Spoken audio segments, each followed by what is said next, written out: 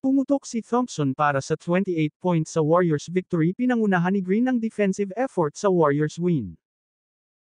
Yan ang pag-uusapan natin sa video na ito, kaya kung bago ka pa lang sa aking channel baka pwede ipakipindot subscribe button pati na notification bell para palagi ka updated sa mga susunod ko video. Salamat po.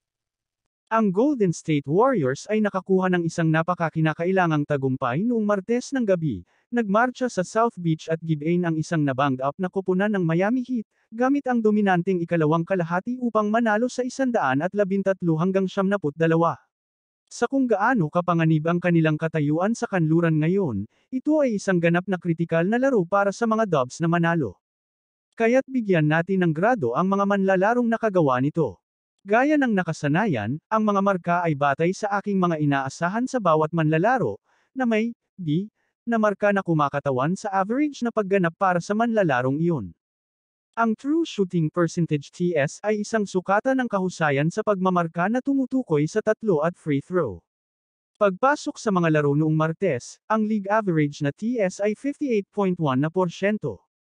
Draymond Green 28 minuto, 4 na puntos, 9 na rebound, 8 assist, 2 steals, 1 turnover, 5 fouls, 2-4-5 shooting, 0-4-1-3, 40.0% TS, dagdag 9 nito ay isang absolute defensive masterclass ni Draymond.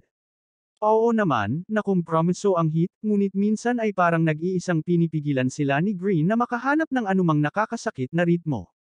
Pinahirapan niya ang buhay para kay Bam Adebayo buong magdamag, at nagsagawa ng depensa ng Warriors, at madalas ang kanilang opensa, nang walang putol. Napakaraming foul niya at hindi gaanong naibigay sa paraan ng pag-score. Ngunit isang napaka-solid na gabi. Bonus pagkatapos ng laro, pinangunahan ang koponan sa mga rebound at assist. Jonathan Kuminga 32 minuto, 18 puntos, 7 rebound, 3 assist, 1 block, 1 turnover, 3 fouls, 8-4-13 shooting, 0-4-2 threes, 2-4-3 free throws, 62.8% TS, dagdag 21 ang Warriors ay wala si Trayce Jackson-Davis sa larong ito, ngunit tiniyak ni Kuminga na walang paglalaro sa itaas ng rim. Mula sa mga lob hanggang sa mga putback dunk, naglalaro lang si JK sa ibang altitude kaysa sa lahat sa arena.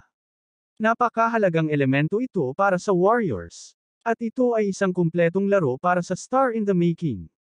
Andrew Wiggins 31 minuto, 17 puntos, 7 rebound, 1 assist, 2 block, 1 turnover, 1 foul, 7-4-12 shooting, 1-4-5 threes, 2-4-2 free throws, 66.0% TS, dagdag 1-7 magsimula tayo dito, ang Warriors ay kukuha ng 17 at 7 mula kay Wiggins 8 araw sa isang linggo. 8 araw sa isang linggo. Ito ang lahat ng gusto nila mula kay Wiggs. Ngunit ang mas mahalaga, kukunin ng Warriors si Wiggins na maglaro ng may pagmamadali 8 araw sa isang linggo. Siguro 9 na araw sa isang linggo. Ang urgency ay ang pinakamagandang salita para ilarawan kung paano naglaro si Wiggins noong Martes. Ito ay kung paano siya nagtatanggol, ito ay kung paano siya rebound, at ito ay kung paano siya naghanap ng mga balde. At anong pagkakaiba ang ginawa nito?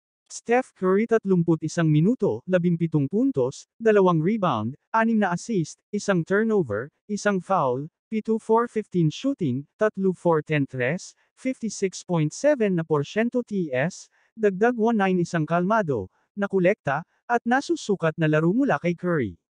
Siya ay nasa cruise control habang ang kanyang mga kasamahan sa koponan ay pumalit, at pagkatapos ay kapag ang sandali ay tama, siya ay tumalon gamit ang isang punyal.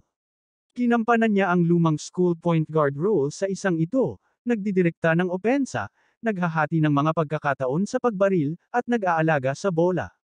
Hindi ito isang superstar na pagganap, ngunit ito ay kasing solid ng pagdating nila.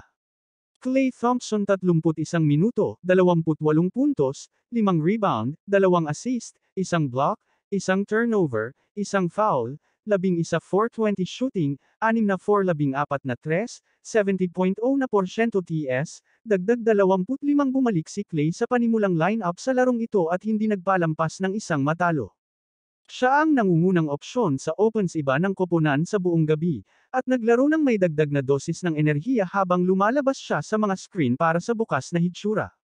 Napakahusay niya, bagamat ang totoo ay binibigyang diin ng mga numero ang kanyang kahusayan, parang ang dami niyang na-miss ay sa pilitang mga shot sa dulo ng shot clock, o para makakuha ng 2-for-1 na pagkakataon. Ito rin ay isang malakas na all-around na laro para kay Klay, na hindi lamang umiskor ng bola. Kapag siya at si Wiggins ay naglaro sa antas na ito, ang Warriors ay napakahirap talunin. Post-game bonus, nanguna sa koponan sa mga puntos, pinakamahusay na plus-minus sa koponan. Huwag mo kalimutan mag-like and subscribe sa aking channel. Maraming salamat po.